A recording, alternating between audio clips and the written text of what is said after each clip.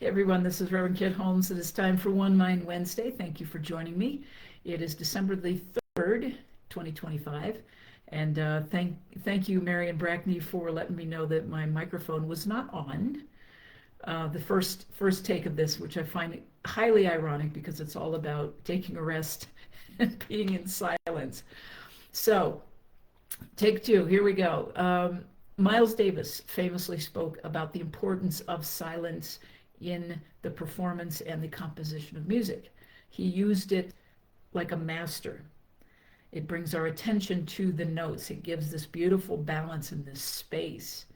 If you think about this, and I'm going to show you this again because it was interesting. I've been working on doing a lot of arrangements and composing of instrumental stuff of my own pieces. And this was, I'm just going to show you this. This is old school, handwritten score kind of stuff. And you can even see like there's whiteout where I tried to correct notes and write over them. This is from 40 years ago. Okay. So the tools have changed. And this is modern day. This is some stuff that I'm working on right now of my own. And you can see it's all neat and tidy. And if I make a mistake, I just delete it, I move it. I have software that allows me to do that. But the premise, the composition is still very important. It still applies.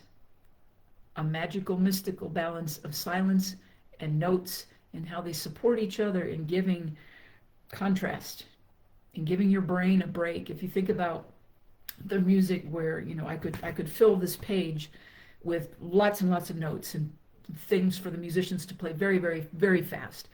And if that were going on constantly, after a while, you'd tune it out. You would just tune it out because there's nothing to say, oh, well, look over here. There's no contrast. So you get the metaphor, right? In activity, it is vitally important that we also balance it with an appropriate amount of rest and changing dynamics and loud to soft and all of those things, all of those musical metaphors that I could use with you today. But I think you get the point.